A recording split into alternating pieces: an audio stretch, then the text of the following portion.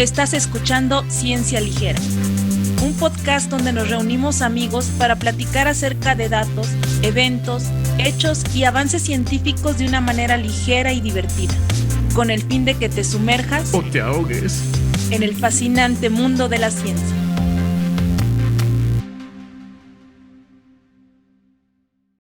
Bienvenidos nuevamente a Ciencia Ligera. Antes de empezar, me gustaría mandarles saludos a todas las personas que nos han escuchado y nos han mandado sus comentarios. En especial quiero saludar a mi amigo Agustín Sotelo, que fue la primera persona en comentar en YouTube y ha visto todos los capítulos que hemos sacado hasta el momento. ¡Bravo! Gracias, Agustín. Yo también quiero mandar unos saludos, en especial a mi tío Armando Briones, que es fan número 1 de Ciencia Ligera. Muy Muchas bien. gracias, tío, Gracias. por escucharnos. Pues yo también quiero mandar saludos pues a Israel, que es que nos hizo un montón de comentarios escritos, los tomamos mucho en cuenta. Y a Néstor también por ahí nos dio su crítica constructiva, pues muchos saludos, qué bueno. Bueno, ya que seguimos ahí con los saludos, yo quiero mandar un saludo y un agradecimiento pues también a mi amiga Perita, que igual fue de las primeras personas que nos comentó, que está viendo todos los episodios. Y bueno, pues empecemos de lleno con el segundo episodio de Ciencia Ligera, en el cual vamos a hablar de la morfina, la cual fue una excelente idea con una pésima aplicación. Perfecto.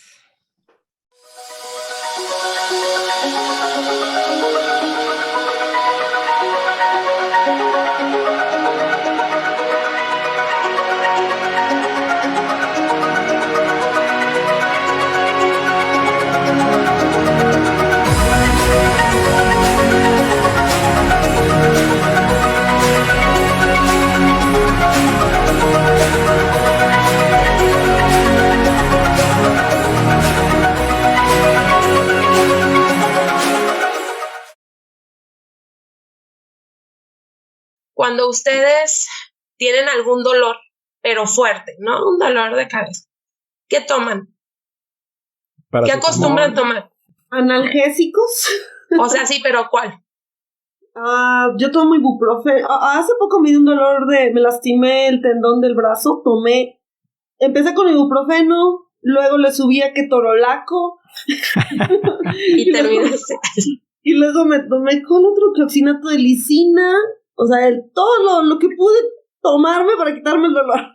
Luego marihuana. No, estamos en México, ¿no? Sí. Esa se la untó. Ustedes, chicos. Yo generalmente no me gusta tomar nada.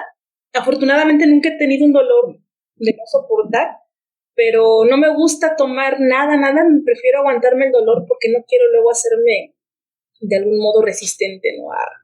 Intolerable, ¿no? Que ya tengo un dolor de verdad y entonces ahora sí, como siempre estoy tomando por cualquier dolorcito, que ya no me haga efecto, ¿no? Pero el medicamento. Sí, yo creo que lo más que tomo no todos te dan ese efecto como de resistencia, ¿no? Sí, pero como que es mi idea. No me gusta mucho tomar ningún tipo de medicamento, salvo cuando se necesite. En el caso de los antibióticos, que es lógico. Pero sí, cuando he tenido un dolor ya un poquito menos intolerable, pues igual que Marcela, ibuprofeno, ketorolaco. Sí. ¿Ustedes, Raúl, Jair? Pues es que originalmente era ibuprofeno o paracetamol, pero luego nos introdujeron ahí a una mezclita que venden que es con betametasona, indometacina y meloxicam, que es cuando tu dolor está basado en inflamación, sí, ¿no? Entonces ese se supone que es menos peligroso que el ibuprofeno y no es tan fuerte con el estómago. Yair. Pues ibuprofeno, paracetamol y uno que no sé qué compuesto sea, el Robax. Ese fue una vez que me dio una contractura en la espalda y le dije a mi hermano que es médico, le dije, ¿qué onda que me tomo? El Flanax no funciona nada, ¿no? Pues tú tómate el Robax y con ese pero no sé qué compuesto es, la verdad. Ajá. Bueno, pues estamos viendo que ahorita ya tenemos al alcance de ir a la farmacia pues un montón de medicamentos que nos van a ayudar para el control del dolor. Bueno, pues hace cerca de un poco más de 200 años, pues no se tenía nada, o sea, prácticamente lo único que había para poder calmar y ni siquiera quitar, o sea, nada más aminoraba un poquito el dolor, pues eran algunos extractos herbales, o sea, en realidad la farmacología es en realidad una ciencia pues relativamente joven, o sea, no tiene mucho tiempo en donde ya se empezaron a sintetizar todos estos analgésicos. Así que si te tenían que sacar una muela, intervenir quirúrgicamente, amputar algún miembro, pues a valor, o sea, era inevitable que ibas a sufrir, ¿vale? Entonces, pues obviamente el tratar de calmar el dolor fue uno de los fuertes impulsos que tuvo toda esa área de la farmacología, pues para avanzar en los medicamentos, para contribuir justo, pues a eliminar el dolor, porque pues eran dolores tan intensos, o sea, a lo mejor un dolor leve, pues era soportable con estos extractos herbales, pero ya cuando te iban a intervenir quirúrgicamente, pues era, o sea, aparte de sin asepsia, pues sin analgésicos, si era nada más, te detenían, incluso no sé si por ahí ustedes han visto pinturas de intervenciones en donde hay muchos hombres alrededor del paciente que lo están agarrando, pues de dolor, pues se retorcían, ¿no? Oye, pero ¿y el whiskycito? Pues al menos sí lo... bueno, era alcohol, sí se utilizaba alcohol, pero pues a menos de que ya de plano estuvieras inconsciente, el dolor seguía estando ahí, ¿no? Porque pues no actúa a nivel de bloqueo de receptores de dolor. Entonces, ¿mande? No sirve eso de que date valor, ya ven en las películas, date valor con un trago de para que aguante, digo, porque como yo soy totalmente abstemia, yo no tomo, entonces no sé si eso te da valor o no. Pero los machos lomo plateado, sí, yo no lo puedo decir, ¿verdad? Yo no soy un macho lomo plateado, pero ellos dicen que sí. Pero te da valor para ir a sacar a la chava a bailar, pero no más. O sea, yo te quita el dolor. No te quita el dolor. Te atonta, más bien te atonta, ¿no? Sí, probablemente porque tiene efecto sobre el sistema nervioso central. Fíjate, ahorita me acordé de personas que dicen que están en anestesia en una operación y que de repente como que se les baja la anestesia y empiezan a sentir dolor, pero no pueden todavía como expresarse que les duele, imagínate. Hay varios casos así de que los operaron y... Que sienten todo, ¿verdad? Pero no pueden... Todavía su sistema no está totalmente activo. También ¿sí? Hay una mutación que metaboliza muy rápido los compuestos de la anestesia, entonces no les hace y se despiertan a la mitad. O sea, hay que estar ahí el anestesiólogo dándole puros shots ahí de... Pero imagínate si no sabe el chavo que tiene la mutación. Generalmente sí, pues es que nadie sabe. Ahí te enteras a media operación. Parte de lo que se está intentando hacer, ¿no? Tratar de establecer esta medicina genómica, medicina personalizada, en el que analices previo a la administración de cualquier medicamento que genéticamente estés predispuesto, ya sea que te intoxiques o que no te funcione, pero pues... Pero no imagínate tu perfil genético al alcance de todos también. Eso, ahí cuestionable. Eso amerita un episodio. Sí, oye, de eso no estamos hablando. por ahí también Raúl nos puede hablar de Gattaca también, ¿no? De esa película que va como en ese sentido. Pero ya estamos cerca, Bueno, sin embargo, a pesar de que no existían pues todo este tipo de sustancias que pudieran aliviar un dolor grave, había una planta que durante siglos se había utilizado para aliviar el dolor de la manera confiable, y era el opio. La primera referencia que hay del uso del opio como alguna especie de tratamiento en contra, y no incluso no del dolor, ahorita van a ver, fue el papiro de Evers, que más o menos el papiro de Evers es el primer documento médico del que se tiene registro. Data más o menos del año 1500 antes de Cristo. Y ahí hay una serie, o sea, la verdad es que es ahorita no recuerdo la extensión, eran como 30 metros, me parece, de papiro, en donde pues literal era todo un compendio médico, ¿verdad? Lo que se pudiera llamar médico. Fueron los egipcios los que los escribieron. Y bueno, vienen muchas cosas, o sea, se utiliza incluso como referencia, por ejemplo, o yo lo uso en clases de microbiología, porque ahí vienen las primeras referencias a enfermedades infecciosas, tratamientos, etcétera.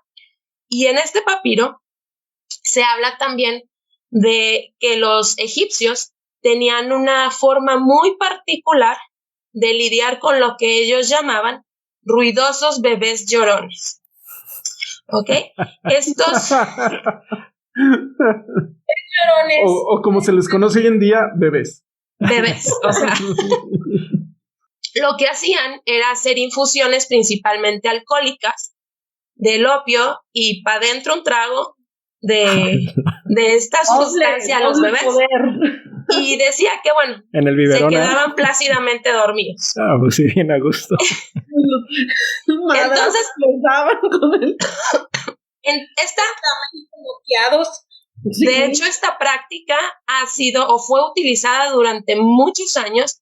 Incluso hay datos que en la época victoriana ya se empleaba todavía este remedio, principalmente justo para los bebés, o sea, ni siquiera de niños más grandes, era bebés en etapa de dentición, que pues empiezan a salir los dientes, no sé, 6 meses, 7, o sea, en la segunda parte del primer año de vida. Y entonces empleaban estos remedios. Por ahí luego tuvo una controversia ahí en la época victoriana porque pues era evidente que causaba muchos daños a la salud de los bebés. Incluso, bueno, pues los bebés, hubo muchas muertes a causa de, bueno, no dicen que fue a causa de ingerir opio, pero pues como no se conocía, decían, bueno, pues nada más se murió el bebé muerte de cuna. Se sabe que el opio tiene, bueno, la planta tiene propiedades analgésicas muy fuertes. El opio tiene unas sustancias que provocan estreñimiento, entonces, por ejemplo, para la diarrea se trataba con opio. Dolor de cabeza, dolor de muelas, dolores menstruales, se recetaba opio. Pero entonces, como era una planta, se desconocía totalmente la dosis, era muy fácil la sobredosificación. Se preparaba una sustancia que, bueno, a lo mejor han escuchado, que se llama láudano, que es una sustancia alcohólica, pues ponían el opio macerado en alcohol, el líquido era el que consumía como forma de remedio para el dolor. De hecho, Mariana, estamos en el 2020 y se sigue usando la ruda tal cual, ¿no? Entonces, bueno, yo uso hojas de guayabo para la diarrea, ¿eh? ¿A poco Oye, pues se siguen utilizando té de hoja de guayabo y se te quita todo. Pues muchos remedios herbolares. Y nos vamos a dar cuenta que, bueno, no, o sea, pues el utilizar remedios herbolares pues no es tan malo. Lo malo es que desconocemos totalmente la dosis que estamos administrando, porque no es lo mismo una hoja más grande que una hoja más chiquita, pero a lo mejor tiene una mayor cantidad de compuestos y al momento de prepararlos, porque el láudano tenía un proceso bien elaborado, o sea, la edad de la planta también. Sí, o sea, también totalmente. Y entonces, pues cada quien ahí medio le movía los procesos de fabricación del láudano y a veces quedaba pues más concentrado que otras, entonces pues se volvió un problema. Raúl, ¿querías comentar algo? Sí, pues que también, como tú dices, la cantidad de compuestos, no, o sea, cuando tú te tomas un medicamento, si te tomas paracetamol, es solo paracetamol, ¿no? Si te tomas una infusión de valeriana, pues tienes ahí 1,000, 2,000 compuestos en concentraciones desconocidas. Es de hecho más difícil para tu hígado metabolizar los componentes que puedan venir en un tecito de marihuana, que un fármaco 250 miligramos de paracetamol. Mi mamá sí se sabe la dosis, por ejemplo, pues de guayaba, son 5 hojas para 1 litro, ¿eh? Y sí funciona. 5 hojas más o menos de este tamaño. Más o menos. Jóvenes. Así de las recién saliditas. Ándale, eso. Saludos a mi mamá. el opio ha tenido como varios nombres, o la planta del opio tiene varios nombres. En algunas civilizaciones, en algunas culturas, se le llamaba la adormidera, porque pues tenía efectos como hacía que estuvieran somnolientos, etc. Y por ahí en los sumerios, ellos le llamaban the joy plant, la planta de la alegría. Entonces, pero ¿así en inglés?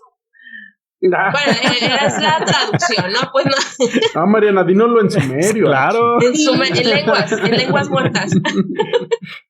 Todavía yo creo que es de Joy Plant. No, ya, ahora otra plantita ocupa ese. Y hay otras Joy Plants. Bueno, entonces estábamos con que el opio en realidad pues se utilizaba en un brebaje alcohólico, y era tan famoso y tan utilizado que hubo un médico inglés, Thomas Sydenham, por ahí de los 1600, que comentan que era de los médicos más renombrados, que era el médico pues de más prestigio y pues el mejor en sus épocas. Y él hizo un halago, pero bastante peculiar hacia el opio. Lo voy a leer textual, bueno, de la traducción de la cita en inglés. Él dijo: de entre todos los remedios a que Dios Todopoderoso le ha complacido dar al hombre para aliviar los sufrimientos, no hay ninguno que sea tan universal y tan eficaz como el opio. Amén. Ahí nomás. O sea, así era utilizado el opio. ¿Sabes la dosis, Mariana? ¿Te sabes la dosis de una vez? La dosis, sí, por aquí la tengo. La dosis tóxica era 60 miligramos, creo. Ok, menos de 60. Aquí la tengo, 60 miligramos, y la dosis letal 120 a 200 miligramos. Ok, muy bien. Esa es, bueno, pero no del opio, sino del principal principio activo del opio. ¿Sale? ¿Por qué? Pues antes no se conocía, o sea, se desconoce eso totalmente. El problema, como ya mencionamos, era que, pues primero, el obtener el opio y todo el proceso de fabricación del láudano o de estos elixires era caro y era poco confiable, porque no había como una estandarización. Entonces, por ahí encontré que decía, los químicos comenzaron a preguntarse, pero en realidad ni eran químicos ni farmacéuticos. Utilizaban estos títulos refiriéndose a personas que tenían boticas, o personas que simplemente por la vida los llevó a tener contacto con estas sustancias y medio le sabían, ¿no? Sabían qué mezclar o qué sustancia te podías tomar, qué plantita te daban para qué dolor. Que hoy en día se conocen como dealers. y eran puntos, ¿no? En las boticas eran puntos. Bueno, entonces empezaron a preguntar, pues, ¿qué era lo que había en esta planta que hacía, pues, que tuviera estas cualidades mágicas que te quitaban el dolor, pero inmediatamente? Porque aparte el efecto es bien rápido. Si te lo tomas oral, bueno, del principio activo, porque del opio no se sabe muy bien por las cantidades que se están tomando, pero del principio activo, que ahorita les voy a decir cuál es, es de consumo oral, en 20 minutos, media hora, ya tiene su máximo efecto. Y si es consumo fumado, 5 minutos se empieza a sentir el efecto del opio. Entonces, en realidad, pues sí es muy, muy inmediato el que te alivie el dolor. Bueno, entonces, pues en eso estaban, que querían pues saber cómo mejorar los procesos para poder vender el opio, vender estas sustancias, y que no les saliera tan caro y que fuera un poquito más confiable. Entonces le encargan a este farmacéutico de nombre Frederick C. Turner, y entonces le pide que por favor analice qué es lo que tiene el opio que lo hace ser pues una sustancia muy poderosa, que lo hace ser efectivo para aliviar el dolor. Lo que hizo fue algo que nadie más había hecho hasta ese momento, porque lo que hacía pues era la extracción con un solvente que se le conocía como una extracción ácida, pues usaban alcohol. Entonces dijo, bueno, ¿y qué tal que si yo con extracción ácida no estoy logrando extraer los compuestos principales? Voy a intentar hacer una extracción alcalina, lo contrario a lo ácido. Dice, a lo mejor, pues ahí tengo un buen resultado. Se utilizaba la extracción ácida porque se asociaba a que los compuestos principales en las plantas eran de naturaleza ácida porque tenían sabores muy fuertes. Entonces decían, pues claro, el ácido lo voy a extraer con el ácido. Entonces él empezó a hacer su extracción alcalina y lo que obtuvo en el año de 1803, nada más ahí para que nos vayamos ubicando en la época, pues obtuvo un extracto, o sea, sí empezó a ver que empezaban pues a tener pues otras coloraciones, otras texturas, y encontró, o sea, sí al final obtuvo un precipitado que no era como los cristales que él esperaba obtener, purificados del compuesto. Sin embargo, ya este precipitado que lo llaman un precipitado fangoso, como medio viscoso y así, de ahí logró extraer algunos cristales. Ahora sí, o sea, ya tratando ese único precipitado, logró obtener unos cristales. Y entonces dijo, bueno, pues vamos a probarlo en el mismo modelo animal que ya probé mi extracto ácido y no funcionó. Y entonces se los da un perro. Otro perro. Sí, en un perro. El mismo perro. Eso sí. No, se desconoce. La identidad del perro está en anónimo. Pero tú imagínate que era un chihuahuita. ¿No? Chihuahua. Pues las dosis que necesitas son menores, ¿no? Nomás pero bueno. No, a lo mejor usó un perro demasiado de esos grandototes y por eso no vio ningún efecto. No le hizo nada, puede ser. Tienes razón.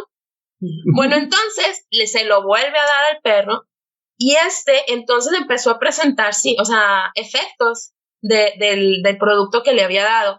El perro primero medio, pues se tambaleó, se adormeció, empezó a temblar y se murió.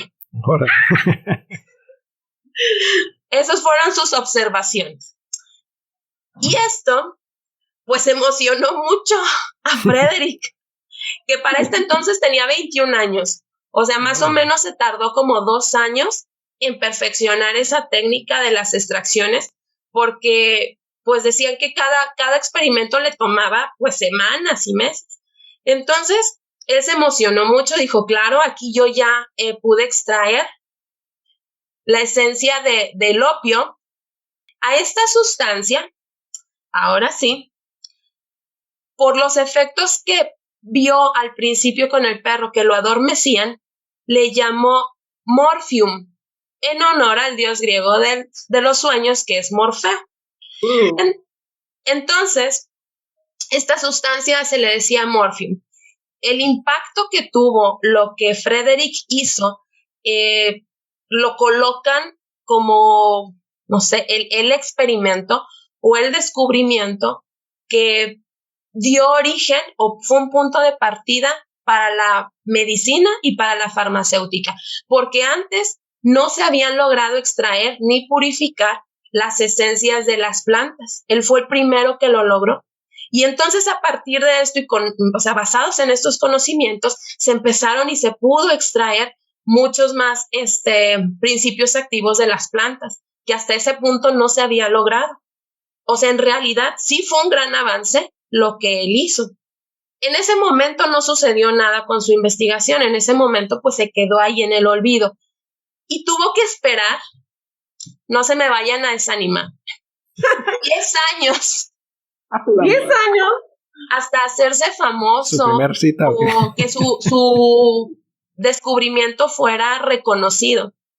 No fue hasta 10 años después que él dice, bueno, pues si yo ya logré esto, voy a tratar de purificarlos, o sea, porque en ese momento solo los extrajo los cristales del Morphium y los purifica y decide que es momento de dar un salto en su investigación, que ya no iba a utilizar perros, sino quería ver el efecto en los humanos.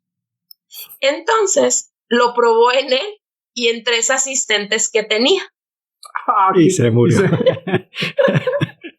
Las asistentes no tenían ni idea, ¿no? Así de, ¿cuánto pagas? El mínimo, pero pues no trabajas los fines. Bueno. Y te voy a dar esto, ¿no? ¿Qué es tu tómatelo? Ya llevas los perfumes. ¿A dónde me llevas? Pues ya las traigo, ¿no? Oye, pues más o menos, más o menos pasó algo así. Bueno, entonces intentaron y probaron ahí, hicieron creo que como una solución con la sustancia purificada y tomaron un poco y no vieron ningún efecto. O sea, la realidad es que en la primera toma dicen que no pasó nada. Que después lo volvieron a intentar incrementando la cantidad y nada más tuvieron dolor de cabeza, náuseas y enrojecimiento extremo en la piel. Entonces dijeron, ok, ahí la llevamos, o sea, íbamos provocando. Yo ahí ya hubiera dicho, hey, hasta ahí, ya roja mi piel, es como señal de alarma, ya está ahí, para. Oye, Frederick empujando la línea a ver hasta dónde la llevaba. Bueno, pues entonces decidieron todavía pasar a otro nivel y lo que hicieron fue ingerir directamente los cristales de la sustancia purificada, los pusieron en su boca y se echaron un trago de alcohol para pasarlos. En ese momento, cayeron. Los 3 asistentes dicen que cayeron, o sea, semi-inconscientes al piso. Frederick igual, pero él quedó un poco más se puso menos más el gandalla. Sí, güey, yo Sí. inmenso no era, Dijo, me lo voy a tomar. ¿Publicó a los 22? ¿Qué te iba a escribir en la bitácora los resultados del experimento? Alguien tenía que documentar el hecho. Bueno, entonces, él dice que, bueno, sí se cayó, o sea, totalmente somnoliento, que él recuerda un terrible dolor, o sea, que no sabía describir en dónde tenía el dolor, era un dolor insoportable, que sentía sus extremidades, sus manos, sus dedos, que latían con cada latido de su corazón. Y él que se sentía muy mal y sus compañeros ahí tirados. Entonces, relata que de alguna manera se arrastró por el suelo y tenía una botella de vinagre concentrado, bueno, de ácido acético concentrado, y se tomó un trago. Eso sí, no. ¿Cómo por qué? Pues dijo, si voy a morir de una vez. Te lo entiendo de un mexicano, porque si ves ahí una latita de chiles jalapeños, la última. Bueno, no era extraño, pues, que tuviera vinagre concentrado ahí, porque, pues, dijimos que tenía una botica, tenía una farmacia, ¿no? Entonces tenía sustancia. Entonces dice que se tomó un trago y que hizo a sus compañeros o sea, les echó en la boca un trago de vinagre. Esto ya después puede ser con la finalidad de hacerlos vomitar, porque él dice que logra salvarles la vida a ellos a través de, pues, hacerlos vomitar. Vomitan y corte, o sea, ya no se acuerdan de nada. Despiertan al otro día y dicen que se sentían muy mal. El malestar seguía, tenían dolores, estreñimiento, se sentían enfermos. Entonces, lo que él estaba observando en él y sus asistentes lo emocionó mucho. O sea, sí se lo estaba llevando la fregada, pero lo que él estaba sintiendo era lo mismo que se observaba en la sobredosis de opio. Entonces, digamos que de cierta forma era una comprobación de que sí había extraído el componente activo del opio, ¿verdad? Entonces, ¡hurray! Lo logró. Ay, volvemos a usar el meme. Pues ya con ese descubrimiento de que ya había podido ser extraído el principio activo y purificado, bueno, pues aquí ya empezó a producirse y se empezó a comercializar más o menos en 1817, ya como la sustancia purificada. En 1843 inventan las jeringas y entonces ya hay una aplicación intravenosa y entonces empiezan a emplear, pues ahora sí para procedimientos médicos, ya digamos un poco más formal el uso de esta sustancia. Con el paso del tiempo, se empiezan a descubrir o a poder extraer otras sustancias de las plantas, principios activos, y se llega pues como a la conclusión que les van a nombrar alcaloides y que todos deben de tener la terminación ina. Y entonces morphium pasó de ser morphium a morfina, ¿verdad? Y entonces es aquí donde nosotros ya tenemos el compuesto morfina como lo conocemos actualmente. Y se sabe ya, porque se han hecho más o menos estimaciones, que la morfina es el principal compuesto activo del opio, cerca del 11-16% de su contenido. O sea, del 11-16% de los compuestos activos del opio es morfina. ¿Sale? Entonces, pues hasta aquí todo suena bien. O sea, y fue un gran avance que revolucionó el rumbo de la medicina y de la farmacéutica, y que logró pues extraer muchos compuestos que fueron de gran utilidad. Por ejemplo, creo que se utilizó el mismo método para extraer se me fue el nombre, el que se utiliza para la malaria, quinina. Se extrajo de la misma forma, y entonces, bueno, pues dio pie a muchos, pues a muchos medicamentos que siguen utilizándose a la fecha. Pues, aquí la diferencia es que la doctora china, que fue una mujer que extrajo este compuesto, su chamba consistió en probar miles de plantas. Agarró los manuales de herbolaria tradicional china antiguos y se puso a probar planta por planta a ver cuál traía un compuesto que funcionara para la malaria. No, hombre, eso es amor al arte. A la ciencia. Bueno, entonces todo iba bien, se utilizaba, sí había uso recreativo, porque para cualquier dolor administraban la morfina, pero llegó un punto en el que algo salió mal. Todo se comercializaba. Acuérdense que ya había pues un comercio ya entre continentes, ya había llegado a Estados Unidos y ya nos había llegado a México el opio, y pues pasó lo mismo con la morfina. Por ahí de 1845, fíjense, el extracto, la primera vez que lo hizo fue en 1803. Se empezó a vender en 1817 y para 1845 ya estaba en Estados Unidos. Y no nada más estaba, sino hay el dato de un jarabe que se llama el jarabe calmante de la señora Winslow. Estaba patentado, era un medicamento patentado y se utilizaba para niños. La fórmula consistía en morfina, 65 miligramos por onza, carbonato de sodio, le llaman espíritus de hinojo, que es otra planta que tiene otras propiedades, y agua. Sí, entonces, ese era su jarabe. Y se afirmó y se vendía. ¿Para qué lo vendían? ¿Para qué se usaba? ¿Para dolor? Se comercializaba bajo la frase: es probable que calme a cualquier humano o animal.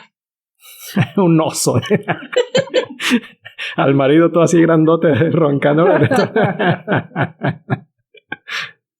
Y para lo más, o sea, para lo que se vendía, de hecho la imagen, porque pues no era una fotografía, sino era como una especie de pintura, era una mamá en la cama con dos niños, y se comercializaba para eso, para los niños, o sea, pero era un jarabe calmante para niños. Para y los entonces, niños llorones. Para niños llorones, en dentición, y niños pequeños inquietos. Oye, ¿todavía lo venden o no?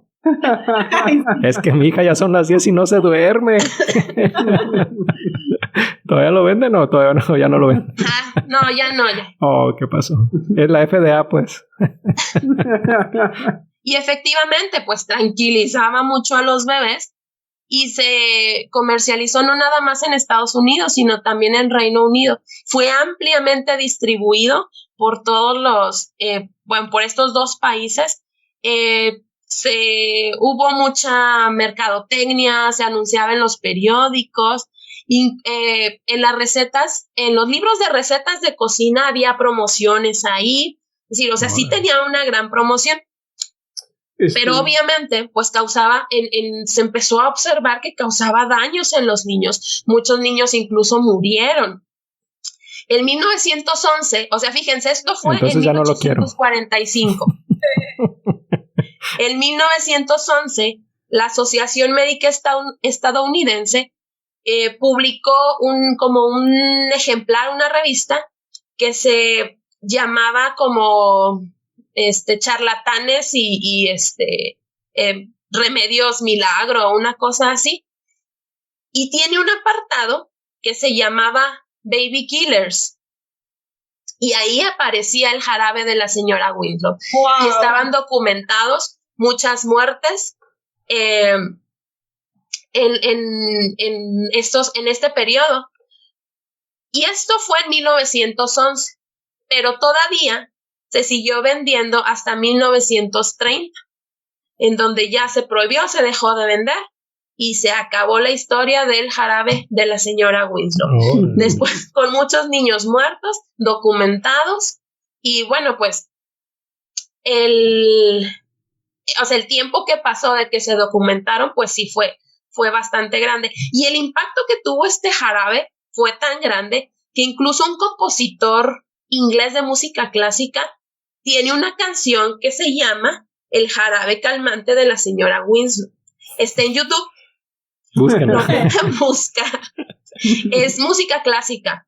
No, el compositor es Edward Elgar. ¿Ya se de hecho, dormía? pueden hallar aquí el link en En la descripción del video va a estar el link. ¿En dónde aquí? Por aquí está. Girando en la mano. Y pues bueno, pues esa es la historia primero de un descubrimiento que revolucionó toda el área de la medicina, de los tratamientos, de la farmacología, pero pues que salió mal en algún momento, se descontroló, su uso se hizo pues muy, muy grande y pues se utilizó indebidamente, principalmente en niños pequeños, con la intención de calmarlos. No, pero hay otro componente muy importante que es la adicción que genera, ¿no? La adicción de la morfina, de cierta manera afecta tan fuertemente a los centros de recompensa del cerebro que básicamente te recablea el cerebro, ¿no? Entonces te transforma la personalidad a ser una persona que está buscando todo el tiempo obtener tu dosis, ¿no? Y ese es de hecho dicen, bueno, también hay un dato que en algún punto se empezó a usar morfina para tratar la adicción al opio y al alcohol, pero después se dieron cuenta que la morfina es más adictiva que el opio y que el alcohol. Sí, y de hecho no, di Marcelo. No, que sí, esa es la cosa, digamos, la mala de la morfina, ¿no? Todos sus efectos adictivos, pero en general benefició a la humanidad por sus efectos analgésicos, ¿no? Y de hecho hasta ahora también se sigue usando, ¿no? Se usa la morfina para principalmente enfermedades crónicas, dolores crónicos. Sí. Y es Y luego sacaron el crico para poder los efectos de la morfina, ¿sabes? Ya sí. Y pues eso es todo de mi parte, chicos. Bueno, este fue el episodio número 2 de nuestro podcast Ciencia Ligera. Y muy bien, pues muchas gracias, público bonito. Pues si les gustó este contenido, pues ya sabe, compártalo y recompártalo, denle like, active la campanita y nos puede encontrar en todas las redes sociales como Ciencia-Ligera. Estamos en Twitter, Instagram, TikTok y el podcast en Spotify y Amazon Music. Hasta la próxima. Bye. Adiós. Adiós.